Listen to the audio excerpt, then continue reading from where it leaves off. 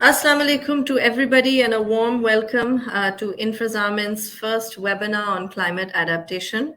And in particular, we're covering the largest climate catastrophe perhaps that Pakistan has faced, and that is the flooding that we have seen all across the north and the south of the country.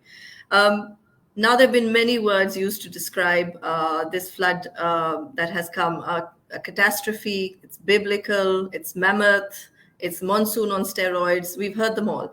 But the reality is that as the water recedes and the true extent of the damage becomes apparent, it is clear that Pakistan will need significant assistance as well as innovative ideas and solutions on how to reconstruct, and in particular, how can we build climate adaptable infrastructure that will not only be able to withstand the effects of such monsoons or floods, but also contribute towards controlling and mitigating damage that may arise as we have seen so far.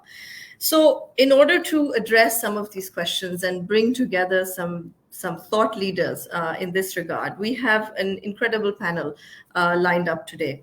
I'd like to first welcome Mrs. Iram Tareen Khoro. She is a former banker. She's an agriculturalist. She has been working in the agricultural sector on her own lands for the last decade. She was able to witness firsthand how the impact of the floods came about, what was the damage that was incurred. And I think it would be great now to go to her to hear how they plan to rehabilitate themselves and what support as well are they looking for in terms of rebuilding towards a more sustainable infrastructure solution in that territory. Over to you, Iram. Thank you, Mahin. So, Mahin, monsoons are normally they're common and they're welcome in our region. However, in the last 12 years, what we witnessed is in the 2010 floods and the 2022 floods, is that the rainfall, as the UN Secretary General says, it has been a monsoon on steroids. Before I share with you at a grassroots level what the impact has been, I would like to take a moment to just stress on the fact that this is not just an agri-rural problem. This is a problem that affects your industries like your textile, your dairy, your food and beverages, leather, fertilizer industry. It affects your imports and exports, your GDP growth. So, what did we see on the ground? All right, our cotton crop was ready to be picked. We had sown rice paddy land. I come from interior Sindh, which is basically your Khairpur, Larkana, Dadu area. All of our lands were flooded. The rainfall was in proportions that we've never witnessed before. And now that we've seen some of the water recede, what we're seeing is barely 20% of orchards or a rice crop that has survived that. But I'm talking from the perspective of a large farmer, an educated farmer. I'd like you to take a moment to think about the impact that this has had on the majority of small farmers. So, not only did they lose all of their investment, which is basically in the form of loans from your local middlemen, your artis, they've also, most of their homes have been destroyed as well. What we witnessed was at least 90% of homes in the villages surrounding our areas to have been completely destroyed. So when the floods happened and we took account of what's happened, we had to galvanize the community, the locals on the ground, to first of all figure out who were the needy and what did they need. So immediate relief was the first one. We had to provide tents, medicines, ration, food, mosquito nets. We even went looking around for more spells. Now, the challenge that so the advantage of being within the community, we were able to identify the needy, which actually a lot of your relief organizations and NGOs are sometimes not able to because they don't have that footprint on the ground. We're talking about vast acres of agricultural lands, and you've got one village over here and another village like 50 kilometers away. And we procurement of these goods was difficult. Transportation was even more challenging. Once we were able to provide this within maybe a week and a half. The next challenge that we faced was that they were under the open sky, and their houses needed to be constructed. You couldn't have the head of the family going out to the fields to even assess his damage because his family was just left open to the elements. And then came the bigger battle, which is okay, fine, how do we reconstruct these homes? Now, as farmers ourselves, we were depleted as far as our investments were concerned, our savings were concerned. So we did a fundraising effort with an NGO that has both local and international presence, the Citizens Foundation. And we did a fundraising efforts where we were able to attract donations from locally and from abroad to reconstruct homes. The next challenge again was okay, fine, we've given them the funds for reconstruction of homes, but now will we see in another 2 years when there's another flood or another rainfall, since we're witnessing this pattern, will we be able, are these houses going to collapse again? Are we going to be back on ground zero? So again, a lot of research and everything on what is the ideal home structure. They have flat roofs, maybe thatched roofs. So we use local experience, local material. There's unavailability of material. Prices have escalated tremendously. And furthermore, what you had was, again, farmers who had taken loans and now had to look at the winter crop. Winter is coming. And how do you have access to finance to when you've already lost 6 months of income for the next crop? And you have what we're witnessing is a lot of farmers who are not even being able to do that because the water is receding, and we can see complete devastation of the land. Whatever land development there was is left to literally nothing. And then there's procurement of seed. Okay, then it has to be a late variety seed. Where do we procure that from? So these are the kind of challenges that we face, that the farming community is facing at present, and it's a continued challenge, and generally a scary one. Yeah. Okay, No, so thank you for that. Thank you for that assessment, Iram. I'd really like to hear from you, as someone who is on the ground over there. What do you think actually contributed to this kind of flooding? Now, we're not strangers to floods, but in terms of the actual topography in Pakistan, what really caused this to be such a wide scale? So you need to understand a little bit about the geography of the region, right?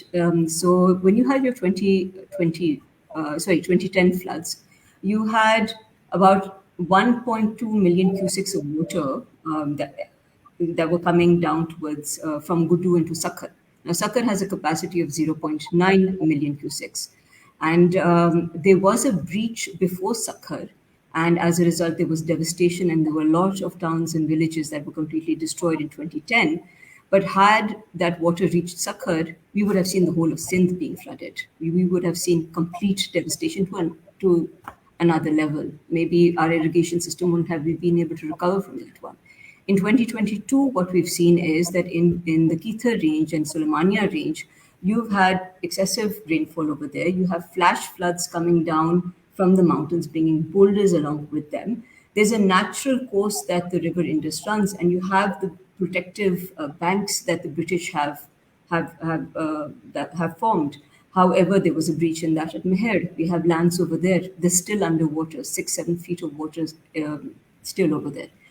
The capacity that, for example, the Manchar Lake has, which is where there's a natural discharge which goes to the river Indus and then eventually into the sea, is below capacity. With the kind of rainfall that we have now compared to when this irrigation system was built during the British Raj, we don't have that capacity, and all of that capacity needs to be provided for. So, just to quickly answer your question, what do we need? What we need an independent international study on these infrastructural measures. Now, I'm not talking about building a large dam, so we're not talking about large dollars. These are small interventions, like, for example, desilting of your dams. At Gudu, you could have a 60-kilometer canal that goes to the Third Desert, which is close by, and you can dump excessive flood water that goes over there. Your protective banks need to be reinforced. Your canals need to be widened. So these are some of the infrastructural changes that we can have to avoid such a devastating flood. Well, thank you, Iram. And I think the most interesting point to note here is that there has been no investment in drainage and water capacity in that area since actually, in a substantial way, since the British Raj. And in fact, the Sakkar and Guddu barrages are both well past their own shelf life in terms of their actual infrastructure life in itself. So I think this is a really important point you've raised in terms of an independent international study. And I think that's the need of the hour in terms of understanding even how we can prevent these things in the future. So thank you for that. And I'll come back to you with some questions later. But in the meantime, I'd like to introduce Dr. Amjad Saqib now, who is no stranger to us. He is the founder and executive director of Akhuwat. It is the world's largest Islamic microfinance organization. Dr. Amjad is a former civil servant. He's a Sitare Imtiaz. He's a development practitioner. He's a social entrepreneur. And he's an author whose organization has worked tirelessly for social uplift across Pakistan. Dr. Saqib is recognized globally, and he's joining us today from London. So welcome, Dr. Saqib. You have been at the front line of much of the relief effort and the reconstruction effort. And I think that you could certainly tell us a lot more about what you're seeing as someone who is dealing with affectees directly. So over to you, Dr. Saqib. Thank you very much, Mahin. But I will appreciate if you could share the small video which I had sent to you. Sure.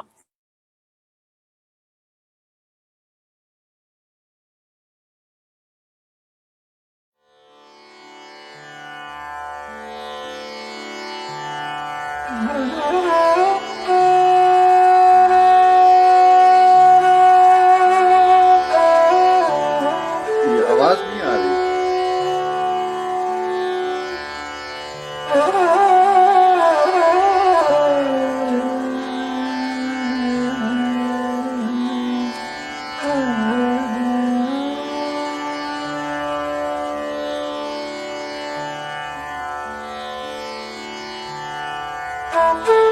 The sound coming to everybody?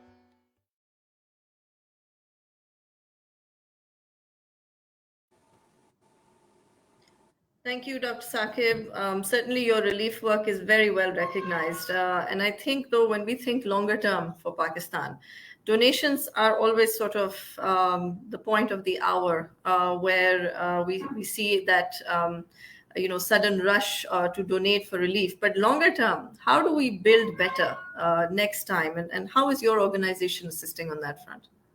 Bismillahirrahmanirrahim. Thank you very much, Mahin, for inviting me. So many great people to share their wisdom. As we all know, it's a great tragedy and unprecedented catastrophic events which we have seen during last few weeks. Now, I need not to go into the details what happened and how much losses we have been incurred. But I will straightforward, go to what can we do. As we all know, there are three, parts of this meeting this calamity. Number one is the rescue, which phase has been completed. All the people have been rescued from the flood affected areas. And then is the relief. Relief means providing them with food, with shelter, with medicines, with clothes, and with all other things they need for temporary stay during the period when they are rescued and they have not gone back to their homes. Third thing is rehabilitation. This is the most important and the most critical thing. Now when these people will go back to their homes, there will be nothing, shambles, no roof, no rooms, no nothing to live in this harsh weather which is soon coming. And the people living in Koh Suleiman and Balochistan and some parts of other the Khyber Pakhtunkhwa, there is extreme weather and they are just fearing that what will happen to their children and family if they are not provided with homes. I'm not saying all this from hearsay. I have visited Kalam, I have visited different parts of KP, then South Punjab, then Sindh, and then Balochistan. The people say that they can, sustain all these losses. They are resilient, they are optimists, they are hopeful. But the most important thing which is worrying them is coming weather. Who's going to build their homes? So for me, this rehabilitation phase, the third R, rescue, relief, and rehabilitation. The third R is most important, and we have divided into 5 subparts. Number one is the rehabilitation or reconstruction of their homes, so they can be accommodated there. Number two is providing them with enough means to go for agriculture and sow their new crops. As our previous speaker was telling, that everything has been lost in terms of crops, the rice, the cotton, and other things. So the second phase of rehabilitation is providing them enough money or financial assistance to purchase seeds and pesticides and weedicides and insecticides. This is very important. Third thing is, how can we support them in purchasing or getting hold of new livestock. Most of their animals, their sheep, the cattle, they have either died or taken away by the cruel waves of these rivers and this water. And the fourth thing is, whatever small businesses they had in terms of shops or some other things, all those have been wiped away as well. So this is rehabilitation's fourth challenge. The fifth challenge, which to me is extremely important and which is still hidden from all of us or most of us, is the overcoming the psychological and emotional trauma these families have seen. So I can't forget a woman who was telling me that her son was playing in the field and suddenly water came, and now she is still hopeful that after 15 days the water will go back and her son will come out of it smiling. And how can you support and you can assure that mother that this is not going to happen at all? So many people, many small kids and innocent children have seen their parents, their brothers, their friends drowning. So this is psychological and emotional trauma. Who's going to heal these wounds? Have we any preparation for that? Do we have enough psychologists, enough social workers, sociologists, doctors, psychiatrists who can go to them and help them? And because I fear this will result in tremendous losses. This will result in anger, intolerance, frustration, and this is extremely important. You can overcome the financial losses, but all this feelings of grief, this is difficult to overcome. So as a social worker, my basic objective is support people, why this happens and how it can be prevented. Are we prepared for this or not? Should we have enough drainage capacity? Should we have enough dams? Should we have enough storage of the excessive water? And what havoc has been created by this this all these environmental changes. So the experts should think over it. They should ponder over it. They say they should find a permanent solutions. But my focus is on the immediate tragedy and trauma. That how will they be able to sustain themselves for the next 6 months or next 1 year? Obviously, it's a great economic crisis. The crops, if are not, we are unable to sow the crops in time, then there will be shortage of wheat, there will be shortage of pulses, there will be shortage of other eatables. So my focus is the poor person who is already, devastated by the, neglect of state and state machinery and state institutions. How is he or she going to survive? I have seen, No. hundreds and hundreds of women, pregnant women, lactating women, in the, what is happening to them? Can you just imagine that there is no hospital, there is no basic health unit, there is no rural health center, there is no Tehsil headquarter hospital, there is malaria, there is dengue, and there are waterborne diseases. They can't drink water. These women, they have to drink that dirty water. They can't do No, no, otherwise. absolutely, absolutely. And So I this is the situation I just wanted to paint no, before you and I think that's a encourage hard. all the experts. Yeah. Yes, and that's a heartbreaking picture in itself, Dr. Saab, and there's still so much to be done. And I think while the donations continue to flow in, on a micro level, when we talk about donating, or we talk about even providing loans to such people, is that even feasible at the micro level, or is this something really that must be done through donations or at the Yes. micro level? Yes, Mahin. We need to build our nation as a dignified nation, as a Mhm. nation not of beggars, but people who have honor and dignity. I asked, a large number of people. They said they just need 60, 70,000 rupees, or at the most 100,000 rupees to build their home. I asked Mm. them that in any capacity, whenever there is a loss of a home, how do you build your home? They told Yeah, that they get a loan of 60, 70,000 from friends and from family, and then gradually they pay it. So I asked them, if I give them 60,000 rupees, will they be able to pay us? They said, yes, why not? 1,000 rupees a month, 500 rupees a month, 2,000 rupees a month. Within 4 years, this 100,000 rupees could be paid back. So this is the way you tell people that how can you, live with honor and dignity. We shouldn't make them beggars. Maheen, this is the biggest lesson I have learned from as a student of development. That yes, by giving money, by giving doors, by giving charity, you can't build a nation. If you really absolutely, build a nation, give them people, an opportunity to stand on their own feet. So absolutely. we have plan of 100,000 houses to be built, and those will be micro loans, and the loans in the form of installments. This loan will come back and it will build another 100,000 homes. Then the money will come back and it will build another 100,000 loans. So it will be a multiplier effect. So that is our. We are not a charity organization. We are a development organization who wants to provide opportunities to all, and at the same time we don't want to compromise somebody's self-respect and make him sustainable for all times to come. So that's why I'm here in London. Would you believe that only in 4 days we have got assurance of building 20,000 homes? Hmm. So it's not a That's difficult thing. 22 crore population है ना पाकिस्तान की.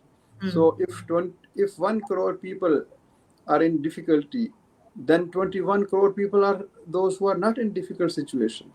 So can't Absolutely. 21 people help one more person? This is the bond of solidarity which we have been advocating so long. That unless the haves of this country are not willing to adopt the have-nots of this country, we will not see a better future. I absolutely agree with you. And I think the key takeaway is donations are not the end game here. The end game is how can we sustainably refinance or finance on a micro level. And I think you're very Absolutely. right. It gives a person dignity, both as an individual and as a nation. And I carry that thought with me for sure. Now we could talk for hours on this, but I must jump to other speaker, and I'll come back to you with some follow-on questions as well. We are very lucky to have with us today Ms. Sue Yun Evans. She's a technical director at Mott MacDonald, which is an engineering consultancy firm, a global one, and she's based out of the UK.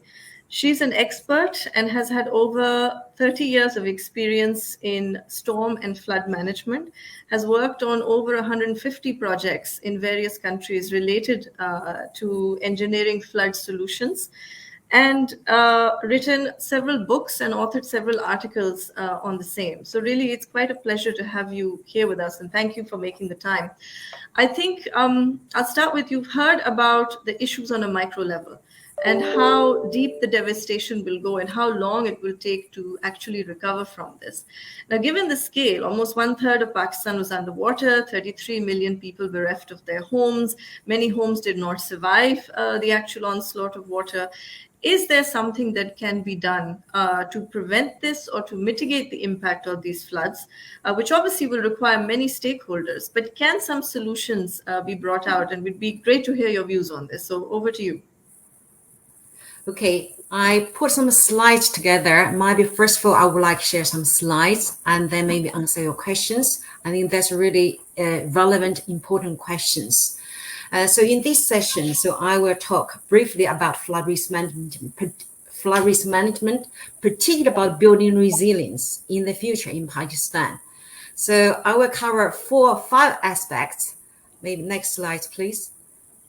And the first 4 about flood, I think we need to look at the bigger picture, the flood risk and challenges, and we face globally and also in Pakistan.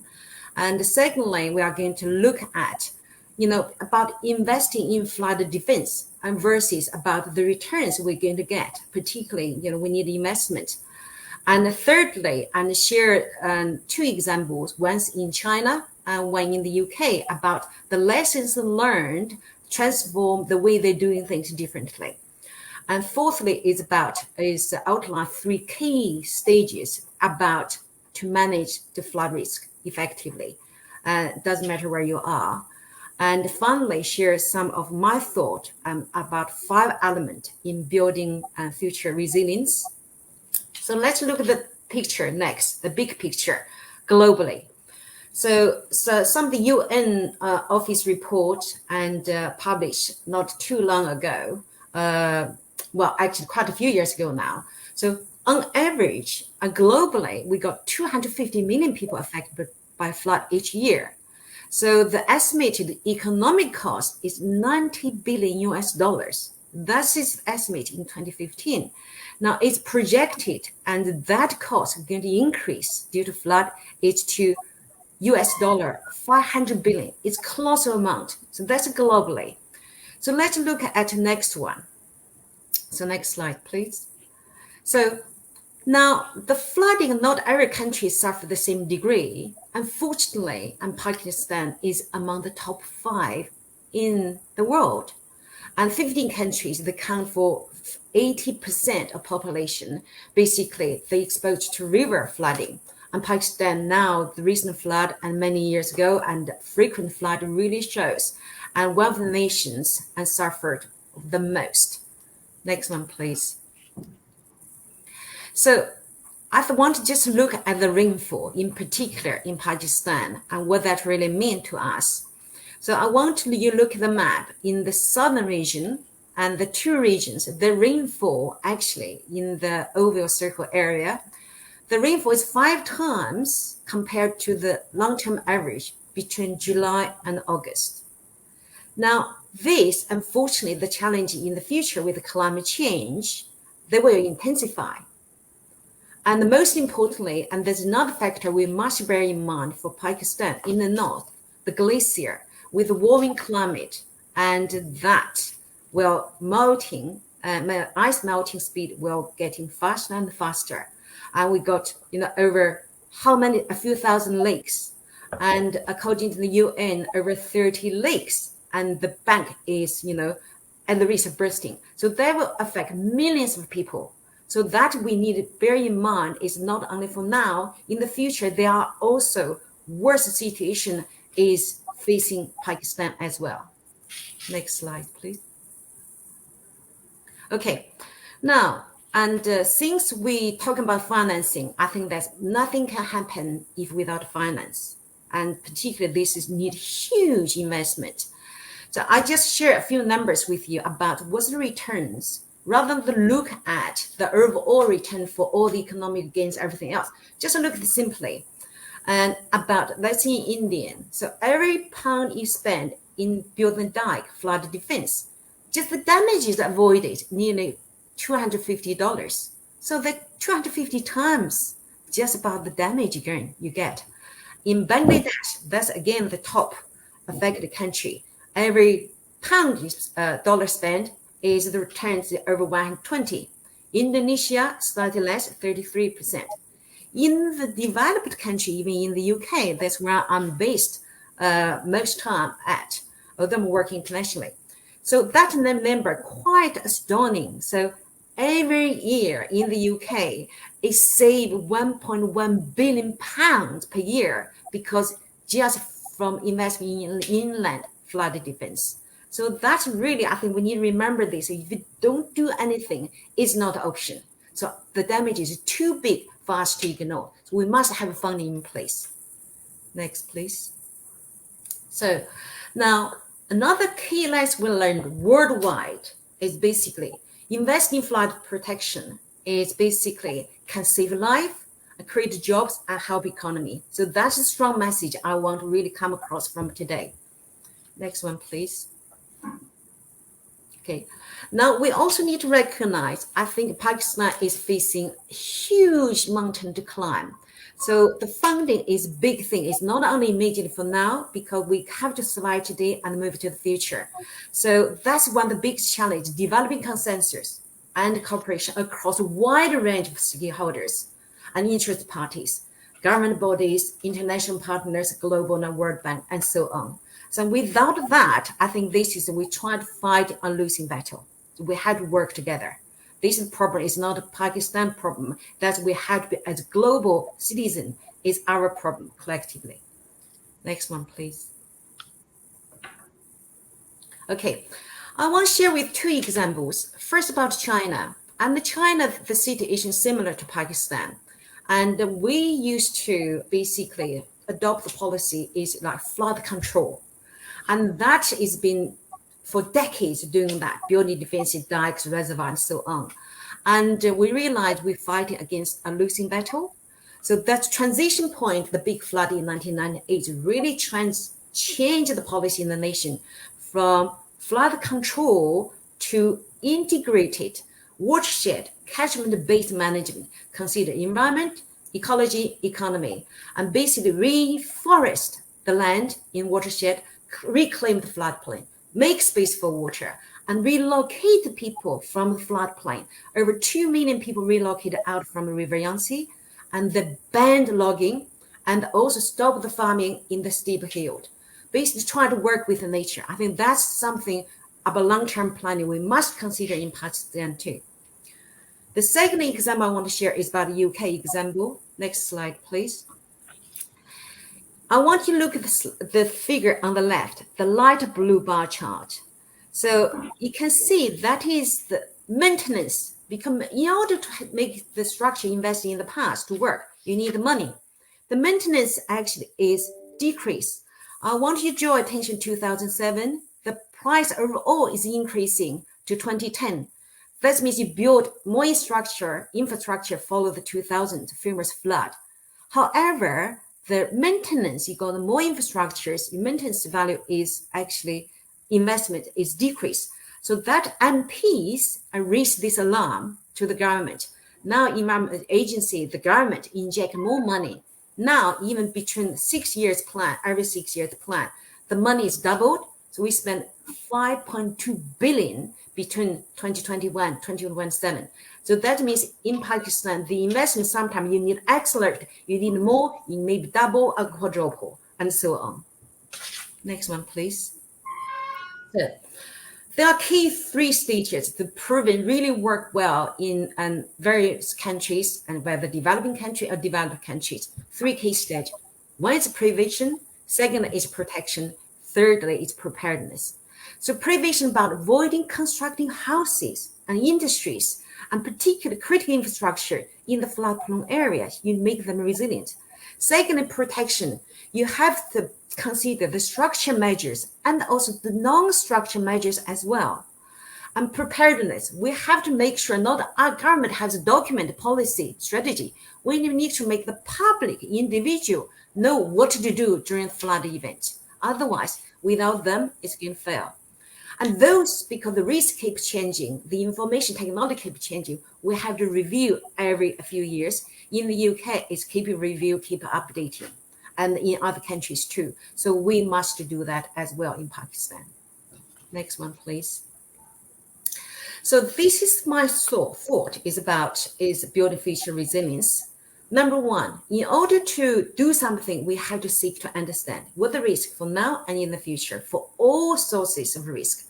Secondly, we must improve communication about flood risk across the whole nation, includes school children. Then we must have sustainable long-term planning, like Mahin said, happy long-term. Okay, we need to have better community planning.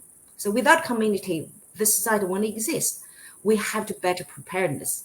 The fourth element, the investment. The investment in infrastructure, that's also important, very, very important. We must have better warning system and better emergency response and better preparation for the aftermath and better recovery. And also, lastly, is provide funding. Provide funding. So that's key. And I got one more slide. So basically, in this session we covered is the risk, the challenges facing Pakistan is continuously increase. And the second we talked about, that's big return and on investment. If we don't do it, the damage is so colossal. So we cannot not do it. We cannot not invest. The thirdly, so in the past, the other countries learned the lesson. We must learn the lesson too from this one. We talk about 3 key stages, 3 Ps, what we need to do for effective flood management, and also 5 key areas to focus building resilience. Hopefully there are some key takeaway points from this session. Thank you. Thank you so much, Sanyan. And I have to say, watching that presentation was not only incredibly informative, but gives a lot of hope.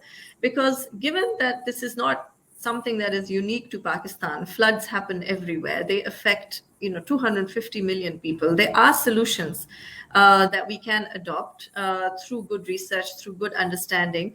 And as you rightly pointed out, prevention, protection, and preparedness. And I think the key point is bringing together stakeholders that all have a vested interest in making sure that we can mitigate these damages.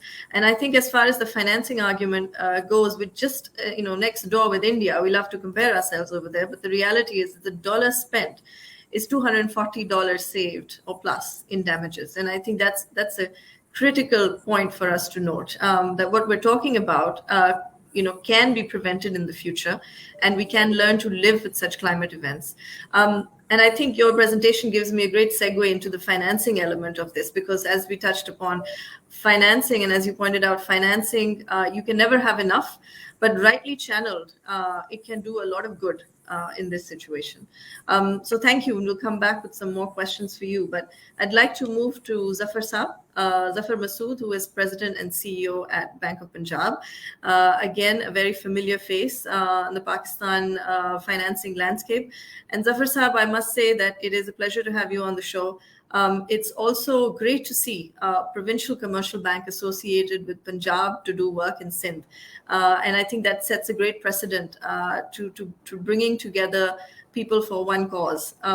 So I'll pass on over to you. And I think the key question is, we've seen the damage and the devastation this can cause at a micro level. We know that internationally there are solutions available. We know that we have to bring stakeholders together to address this. So as a commercial bank and as a provincial commercial bank, how can you and how can we bring this together to come out with some productive means as well? So over to you, Zafar Sahab. Thank you, Maheen. There has been I think we've lost his some connection issue. so we'll give him a few minutes to come back online. Can you hear me? Yeah, we can hear you now. Maheen, can you hear me? I can. Okay. Please. So there was a connection issue. I thought you already given the cue to me. So let me start by thanking you and InfraZamin for this great initiative. I'll start out with saying that, in the wake of the climate disaster like the recent flooding in Pakistan, governments are forced to divert public funds to rebuild and rehabilitate instead of taking care of deficiencies in existing or investing in new infrastructure. I would refer it as infrastructure trap. Repeated climate shocks in disaster-prone and high vulnerability areas result in a vicious cycle that may halt economic growth, especially in a country like ours, which is exposed to serious fiscal constraints, since the impetus for financing of climate-resilient infrastructure must come from top down to employ the available sources of finance, ranging from budgetary allocation to the mobilization of commercial entities. So the first and the foremost, the challenge is to find the fiscal space while surviving the IMF's ongoing program. The federal and provincial governments would be well served to prioritize the current budgetary allocations, in particular, the public sector development program of the federal government and the annual development programs of provinces for relief and rehabilitation work in flood-affected districts. Therefore, additional expenditure requirements needs to be agreed in consultation with IMF. During the 2020 COVID pandemic, IMF agreed to a rupees 800 billion budget adjuster. In effect, the primary budget deficit target were calculated excluding the COVID-specific expenditure. The adjuster will give government the required space to cater to emergency response and reconstruction activities. Furthermore, the government is asking for debt relief, and the UN seems to be in agreement about it. Pakistan has benefited from the G20 Debt Service Suspension Initiative, or DSSI framework, in the aftermath of COVID outbreak. Pakistan is the largest beneficiary of this program, with $3.7 billion of debt suspended or rescheduled under the DSSI since 2020. This may be extended further with brand new realities on the ground. Another pertinent aspect of disaster relief equation beyond donations is IMF Rapid Financial Instruments, or well known as RFIs. RFIs provide expeditious and low access financial assistance to member countries facing urgent balance of payment needs. Without the need to have a full-fledged IMF program in place, this instrument can help countries meet a wide gambit of pressing needs, including disaster relief, conflict and post-conflict situations, and other emergencies, in addition to technical assistance, of course. The fund can also extend technical expertise for capacity building. It is a flexible mechanism with wide coverage. Pakistan must explore the option to access IMF RFI, similar to US $1.4 billion facility utilized in 2020 during COVID. All this, fits in well what we've heard from the previous speakers. Once that is achieved at macro level, then at micro level, some of the key factors involved in establishing a viable framework for climate finance include market conditions, policy environment, and institutional readiness. Due to specific nature of climate finance initiatives, like specialized DFIs and venture capital and private equity for startups, the climate-related financial instruments and mechanism, for example, green and ESG compliant bonds, and in fact, this morning only, with jointly with SPDI, SDPI, we have launched Blue Economy report, whereby we talked about, not only the green bonds, but we also talked about blue bonds. Should be deployed with an eye towards local and sectoral contexts. Integration of climate resilience into infrastructure investment is becoming increasingly essential. It is crucial for the private sector to be engaged for stimulating innovation and spurring investment to develop viable adaptation methods and to design and build climate-resistant infrastructure. There are 5 principal ways in which the provincial governments may be engaged to build more resilient and sustainable infrastructure. Maheen, you specifically asked me to cover this area, so I'm covering them here right away. Number 1, private-public partnership authorities may be encouraged to utilize viability gap funding, or VGF as they call it, provided by international agencies like the Asian Development Bank. This model is currently being deployed in Sindh and very effectively working. VGF is a way of bridging the financing gaps seen in private-public partnership projects that are economically and socially justified, but not financially viable, of course. The VGF model is pertinent in the case of securing funding for projects designed to mainstream adaptation and build climate resilience in vulnerable regions. This particularly fits in perfectly with the requirements that Iram earlier talked about, and also the other speakers talked about on the requirement for development of new infrastructure and refurbishment of the existing ones. Number 2, government disbursement grants such as the BISP or ESAS program may be modified to serve the needs of climate disaster affected persons by using technology for effective and transparent disbursement of financial assistance through private sector service providers, including banks and fintechs. Again, in this kind of environment, what happens is that, generally, people get distracted and funds get side-streamed. We need to ensure that with the use of technology, it goes to the right people for the right purposes. Number 3, while access to funding is key, however, it seems at this stage that it's not the prime concern as such. And you know my thesis about it, Maheen. I've been talking about it to Dr. Amjad Saqib as well, and also to Iram earlier. It's not the prime concern. Given the overwhelming response from local and international communities to financially support the flood affectees, as Dr. Amjad Saqib also alluded. Instead, a more pressing need in our option is for the private sector to come forward and lend a hand and arrange for necessary skills to rebuild and rehabilitate the disaster-affected communities. Provincial governments could facilitate private sector entities on the ground. Number 4, provincial governments need to develop a framework to conduct assessments in relation to the extent of the damage, the flow of donations, foodstuffs, funds for housing and construction, among other considerations, with the assistance of multilateral and bilateral agencies.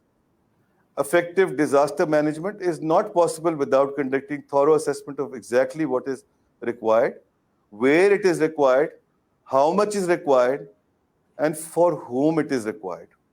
Last, and number 5, provincial governments may consider launching subsidy guarantee programs for agriculture and micro and small enterprises to aid in rehabilitation and economic stabilization. That's mine and Dr. Amjad Saqib's favorite topic, by the way. And both of us have worked on it with federal government in the past. And we are currently working with the provincial government as well to revive that program, to resurrect that program. These programs features non-funded nature of support on the part of the government to ensure that the liquidity is preserved, which is desperately needed by the government, with risk management delegated to financial institution. Very important aspect. If you leave the the risk assessment on the government, perhaps you will have certain gaps in there. So it's important that the people who know that business should be doing the risk assessment as well, which are financial institutions, and particularly institutions like Huwat, who have more expertise in this area than ourselves. To maximize its economic benefits, the innovative area yield index insurance product could be clubbed with the program. A similarly designed program tuned for climate change adaptation could be a viable way of engaging the provincial government to build more resilient infrastructure. Thank you very much, Nahin. Thank you, Zafar Saab, and a lot to take away on that one. And you're very right. Without private sector involvement, it's not going to happen. And I think what we have a tendency to do is always turn to the government and ask, what are you doing to rehabilitate, or what are you doing? But the reality is the private sector has as much as at stake here as the government is, because they are the most affected. And certainly there are many tools in there that we can use, but perhaps the overarching one here is that we need a clear assessment of where exactly we need to go. And that clear assessment, without thorough research, without thorough understanding, it will end up being one of those shot in the dark that we think we've done something right, and come the next climate event, we find out that we didn't. So I think that that understanding first really needs to be developed in Pakistan, and I think that should be done as a consultative project, both with provincial government, federal government, private sector, and DFI multilateral participation as well. I'll move on quickly now to Zishan Sheikh, who is country head at the IFC. He's been with the IFC over 10 years, has multiple years of experience in frontier markets, looking at infrastructure. Zishan, welcome. Welcome to the show. It would be great to hear your views, given that you recently joined the Pakistan office as the head. What role do you see IFC bringing forward in this? We've heard about flood solutions that can be developed. We've heard about financing that can come together with different stakeholders. We've heard about the private sector being more engaged and more involved. The IFC has the ability to kind of encompass all of these. But what are the areas that you are focusing on, given the flood situation in Pakistan today? Over to you, Zishan. Thank you, Maheen. I hope you can hear me okay. Yeah. So first of all, thank you for the invite, and it's great to be part of this important conversation, and was very insightful to listen to the panelists. So as you said, I recently moved to Islamabad to take over as head of IFC for Pakistan and Afghanistan, and it's an interesting time to come here. And we've all heard about the importance of climate change, but as an organization that operates around the world, we see the impact of this pretty closely across the world. So from droughts in Latin America, which is a region I used to cover, to flooding in Australia, to heat waves in Eastern Europe, and droughts in China. So this is for us, this is very much a central theme in everything we do. And Pakistan is no exception. I think we're seeing the severity and the frequency of climate-related implications growing significantly across the world.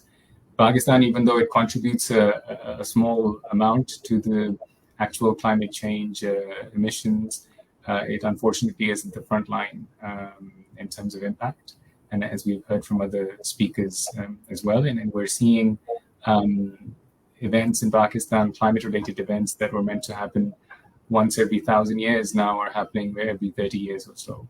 And I was reading a data point which was quite stark, and I thought it would be useful to share.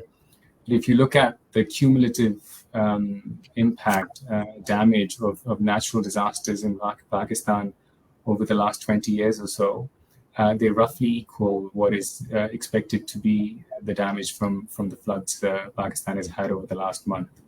Wow. I'm sure you're reading about the data, but it's roughly estimated to be around $30 billion or 10% of Pakistan's GDP. So it goes to the point of the scale at which things are happening. I think you will be familiar that the World Bank is leading a damage needs assessment at the request of the government, and a number of other entities are involved in that. That exercise is ongoing and is expected to be completed in the coming month or two. And that's going to be an important exercise to get an initial cut. And then, as you say, there's need to look more into that area, particularly from a private sector perspective.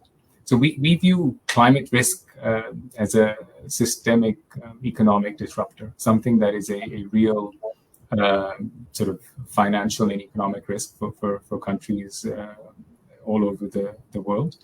But at the same time, we also view it as a big source of opportunity in terms of, and I think perhaps it's an overused phrase, this build back better. People use it in different contexts, but I think in the context of what is happening here in Pakistan, I think there is an opportunity to build back better and learn from some of what is happening in other parts of the world. And I think Miss Evans from Mott MacDonald earlier spoke about some of the things that are happening in other parts. So I think there is a learning there. The challenge, I think, as has been mentioned, is the financing needs. So if the world is to meet its climate finance targets that it's agreed to by 2030, the annual amount of climate finance needs to increase by about 600% a year. And that's a huge ask globally. So the IFC and the World Bank has recently conducted a climate country climate and development report, CCDR.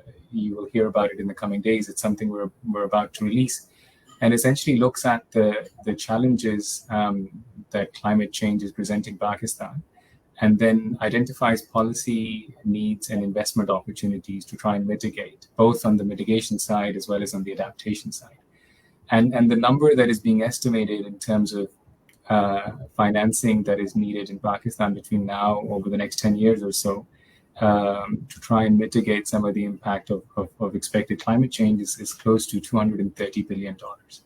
And at the moment, of course, we are nowhere in that space. So we spend a lot of time and energy internally thinking about what can be done. And of course, with the events like the floods that have happened, it makes this effort much more acute. So there's a few things we're doing in terms of trying to sort of build back better. In the short term, we're looking for opportunities to support the agri sector, which I think, as other speakers have also said, has been very badly hit. In terms of providing access to finance to some of the farmers who have lost their crops, their seeds, and essentially much of their livestock and working capital. So we're looking to work with some banks and some groups that are active in the agri space in Pakistan to see how we can facilitate access to finance for them.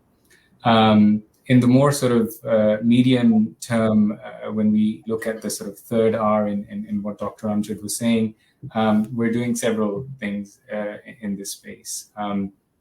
So the obvious one is around renewable energy, and we are looking to invest in solar and wind, and are working with the authorities here, both at the federal level and at the provincial level, looking at what we can do to try and decarbonize Pakistan's energy mix, which remains a significant challenge. We're also looking to see how we can support private sector investment in the transmission and distribution sector within Pakistan, which is something that is needed as the amount of variable renewable energy gets added onto the grid.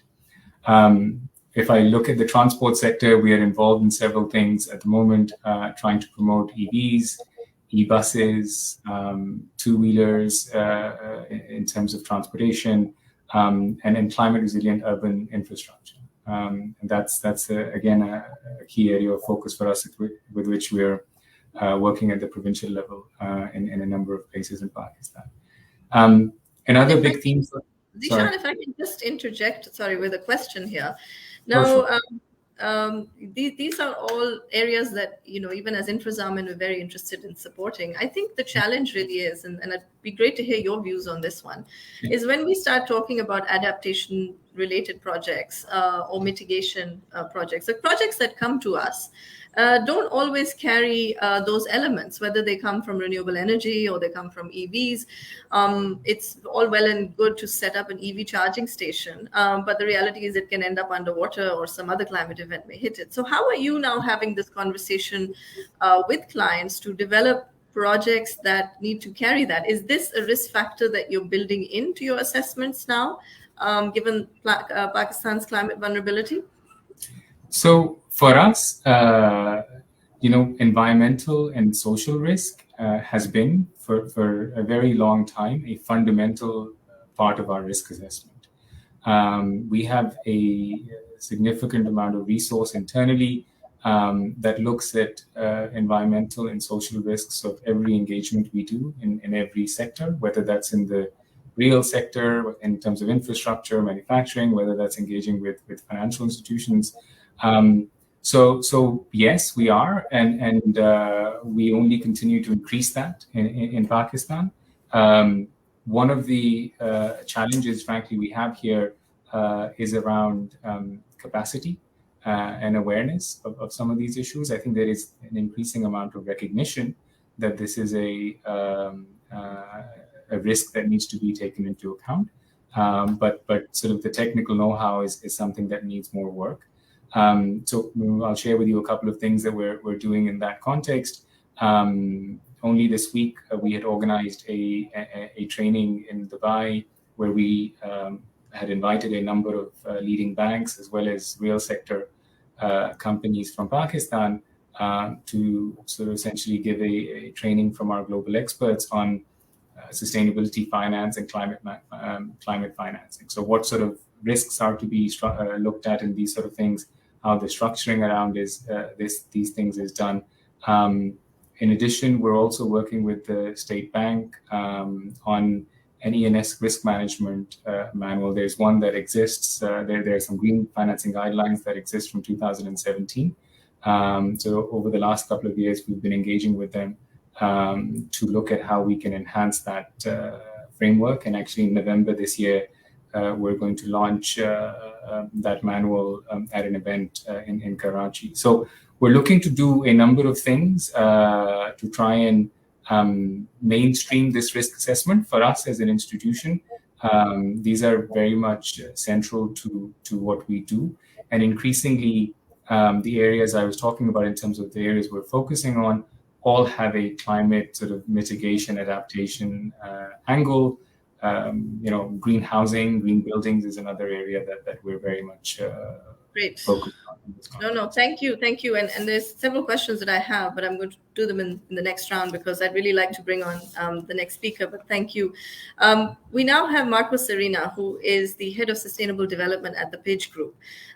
Marco is a long-time impact investor. He's been involved with DFID as well. He's worked across multiple frontier markets in Africa.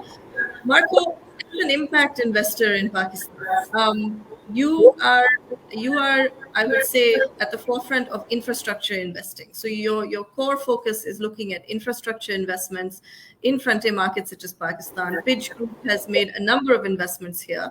Now, when we look at the flood situation today, what is it that you would be looking for, and how can we in Pakistan help engage more like you better? Because clearly this is a gargantuan task. It's not going to be done alone by simply GOP and the domestic market. There has to be recognition, I would say, from the international community in terms of getting involved. But we would like to have it on a sustainable and investing framework and not necessarily, as we discussed earlier, on a donation-minded framework. So how are you looking at this country now, and how do you see your investments over here in the future? And what would you do to assess the impact that you wish to bring? Over to you, Marco. Mahin, thank you. Thank you for having me today. And first of all, let me express the friendship and solidarity of the entire PIDG group to the people affected by the floods and to all of those who are working on the reconstruction. You mentioned that we are an infrastructure investor, so taking a long-term view is what we need to do. And we are embedding the consideration of climate risk is becoming the central consideration in the way in which we design the investments and we think about that. We've been investing in Pakistan for the past 10 years through our equity arm, our guarantee arm, and really we're looking at long-term investment in the country. Not different from other countries, we need to take that climate risk lens. And I'll try and just highlight 2 or 3 key things in the way in which we're thinking about this. I've got a couple of slides. If you could put on the first one, if you could. So you mentioned that we are an impact investor. I'd just like to highlight what it means because if you go to the next one. So for us, being an impact investor means going beyond the consideration of traditional ESG or health and safety environmental standard, which is concerned with effectively do no harm. And while that is fundamental and the identification of the risk and the mitigation of the risk is key, there's a spectrum. And as an investor, you see, I just wanted to put on a slide some of the classification of impact of an investor. You can go from the gray there in the shades of not even considering what your impact is, to being aware, to what most investors hopefully do now, which is act to avoid harm. But then there's another area, there are other degrees on that scale, which are investing with the deliberate intent to benefit stakeholders and to contribute to solutions. And that's what we're doing. And so it's about strategic capital allocation, considering what the net positive impacts will be and monitoring those. And in the bottom right corner there, you will see how we're looking at our portfolio, how we're looking at our investments. So we look at both the risk-adjusted return of our investments and the sustainable development impact of that investment, and trying to build a portfolio that goes beyond certain thresholds. And climate has gone to the center of this. So if you go to the next slide, I'd like to talk specifically about the climate risk. And floods are important, but it's not just floods. And I'll get to the table on the right. So we're looking at 3 things when we're making an investment. We're looking at the transition risk. So we are assuming a transition to a low carbon economy. So changes to legislation and consumer preferences, how will they affect the investment that we're making? That means that effectively we are investing in low carbon infrastructure more and more. We're looking at physical climate risks, so the exposure to assets and the asset vulnerability of those assets. And then we're looking at not just the resilience of the assets, but the resilience through the assets. So if we are building a road or doing an irrigation investment, not just how do we make that investment resilient to the future shocks for that area, but also how is that investment having a positive or negative impact on the resilience of the system in which that goes. I think the important thing that the international community is starting to realize is that physical and transition risk, they're not just to be seen in isolation. They need to be mapped to the other risks that we are considering as investors. So when we're looking at physical climate risk, I'll give you an example. We were investing in the rehabilitation of toll station for a motorway. And what we've done is we've looked at their exposure to hazards, and both flood and heat in some of the locations came up as a red flag. And what the link that we make is how is that going to affect the operation of that asset, the revenue streams of that asset, and how that is going to impact us as an investor. And so the financial consideration and and the climate consideration are related. And that's how we then put in place those mitigation measures, both in terms of the design or in terms of not building it there, as was mentioned before, or in some cases looking at insurance for that. We've recently conducted a mapping of the physical risks exposure of our investments. So you see that on the right. We're going to publish that with our second TCFD report in the next month or so. The exposure, every single asset in our portfolio is exposed to at least a red flag or high flag for either floods, heat stress, hurricanes, sea level rise, water stress, and wildfire.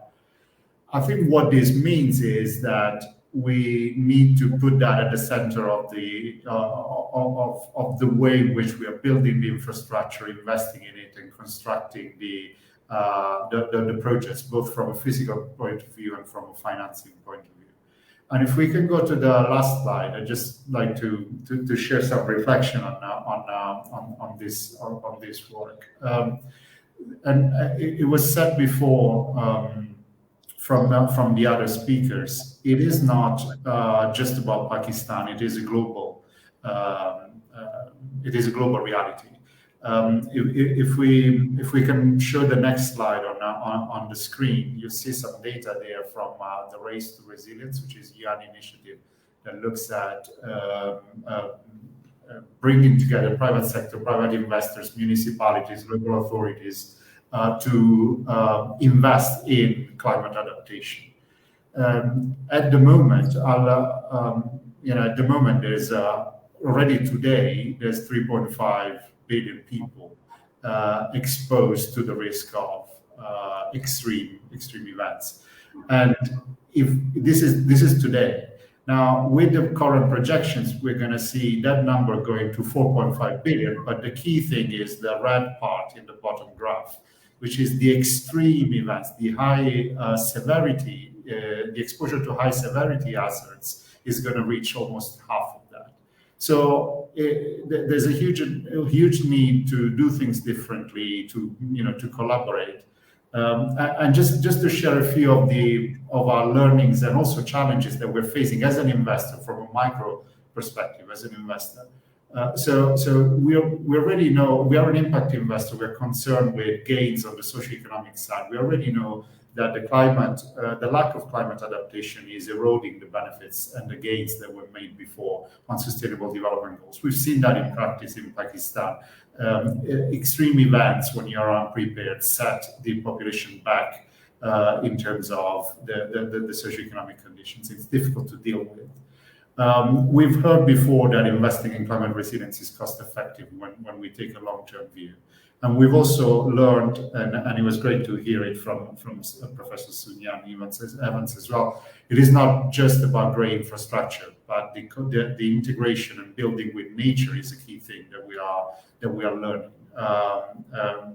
We know that we can't build against nature. We need to build with nature, and there's a lot of synergies that can be realized there by investing in nature in conjunction with infrastructure.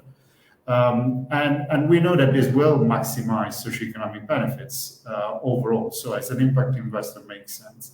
But what are some of the challenges that we're facing? While we know that the benefits are greater than investment that we make, we cannot price in those benefits as an investor. If we are strengthening the resilience of people in a certain region, we cannot monetize that in our investment at the moment. And that is a key challenge that we need to take into account. Similarly, if we invest in renewable energy in everywhere in the world, it's measured in terms of greenhouse gas emission avoided. It's not measured in terms of the new access to energy that you bring into people who maybe don't have access to energy. The second challenge is that the bulk of finance is going to mitigation rather than climate adaptation. That is problematic because climate mitigation makes more sense in the countries which are already the more industrialized one. And Pakistan clearly has some work to do in terms of climate mitigation. But on the other hand, climate adaptation can only happen in the local geography, in the most vulnerable geographies. So investing only in climate mitigation doesn't do too much to bring investment where it's most needed in terms of emerging economies. And then I think there's a real risk that being climate risk aware will further deter, if we are not careful, investors. Because if you look at that heat map that we've got, it's all red and high risk flags. I think we must be risk aware, but not risk adverse. We need to understand that that is the condition of the world and large areas of the markets in which we are investing. How do we do things differently in those markets? The response is not we don't invest because it's risky from a climate perspective. And then the final challenge has been clearly highlighted before. Is not for private investors. There's a role for private investors, but there's a role for public finance as well, and there's a role for collaboration with local authorities, regional authorities, provincial authorities. And I think the tools and the solutions are there, and a lot in the Pakistan sector have been highlighted. But it's about that collaboration and taking that lens that every investment that we make must be climate resilience and also help improving resilience on the ground. Fair enough. Yeah. No, thank you, Marco. And I think you've highlighted the main point here as an investor is that it is difficult to monetize the benefits of this because at the end of the day, this is social good. And when it comes to social good, there has to be an understanding as an impact investor that not all of it will reflect on the IRR of a project, not all of it will reflect on the balance sheet. And how we overcome that hump is going to be, the key challenge. And thank you everyone for presenting your views. We have about 5-7 minutes left. So what I'm going to do is I'm going to ask each of the panelists here, what would be their top recommendation in regard to your own field in terms of dealing with flood rehabilitation for the future. And I would request you to stick to one line. I kick off with Iram in terms of your top recommendation as far as your own personal assessment goes of flood reconstruction. Go ahead. So Maheen, access to information, access to financing solutions, access to seed varieties. That's one. The other one is connection. So knowing what to do when that flood hits would be a good start. So better resources in general available to you. And that's something that both must be done from a private and public perspective. Dr. Amjad Saqib, one primary recommendation from your end. Yes, my recommendation is, providing financial assistance, subsidized financial assistance to the poor people. Sorry, do we have a poor connection with Dr. Saab? Yeah. Am I audible? Yes, you're back. Yeah. My recommendation is, having partnership with public, private, and civil society, and then helping build people their futures, not through charity, but making them partners in the process of development, through giving them financial assistance for building their homes, for agriculture, for business, for livestock. I'm not talking about the, micro aspects, which have been very brilliantly discussed with other panelists. But sorry, Dr. Saab, we've lost your voice again. I was saying that I'm not talking about the macro issues, the macro solutions. I'm just talking with reference to the. No, I think we're having issues with the connection. So perhaps I'll just jump to the next speaker and come back to Dr. Saab. Can you listen to now? Suyan, what's the one recommendation as an expert in this field that you would like to leave us with? Okay. In addition to what the people said, funding and resources, I think long-term planning and better warning, in particular about use future investment to drive climate change actions. Thank you very much. Thank you. Zafar Saab. Zafar Saab, aap mute pe hain. The prime concern in disaster rehabilitation is not monetary assistance. Rather, it is more about having a physical presence in the affected areas and having a thorough awareness of what is required and where. It is about more hands, more individuals, more skill sets available to lend assistance. Our initiative that we couldn't discuss today with Heritage Foundation is an acknowledgement of the importance of engaging our people, local communities and students in this noble effort. The significance of having a physical presence within the areas that required relief. This is what my parting message would be. Thank you, Mahin. Thank you. Thank you. Zishan. So, Mahin, I think if we were to pick just one point, I would say finding a way to leverage private sector investment, because the needs are so much that no amount of public sector or donor money can support. So we have to find workable models which can allow private investment to come in. I think donor investment has a role, but a role in terms of what we call blended finance, which basically facilitates private investment that will allow us to scale up and get close to the needs of investments that are there. Without that, I think it's going to be very, very difficult in the current circumstances. So that would be my one message. Thank you, Zishan. And Marco. Invest more in adaptation and take a very long-term view and create the incentives for private sector to generate those common goods and common benefits. It is possible. We got the instruments, but we need further collaboration to do that. Great, and thank you all to our participants. I think the messages are loud and clear. We need more collaboration. We need feet on the ground. We need access to information. We need better access to knowledge on how to deal with this. We need to be prepared for the next time this does happen. We have financing solutions available, but what we really need to understand is where can we deploy most effectively. And I think these are all the thoughts that us at InfraZamin will certainly be taking away, and we'll also be exploring these with each of these panelists again in the future and others also. I think the work on flood rehabilitation has only just begun for us. It will take, as many participants have said, a very long-term view in terms of the returns on this kind of investment. But no doubt, and I think $1 spent today is certainly millions of dollars saved in the future. So thank you all for your participation. It has been an incredibly enlightening discussion. And we look forward to future engagement as well in the future. Thank you so much, everyone. Thank you all to the panelists, and thank you to the viewers. Thank you. Thank you.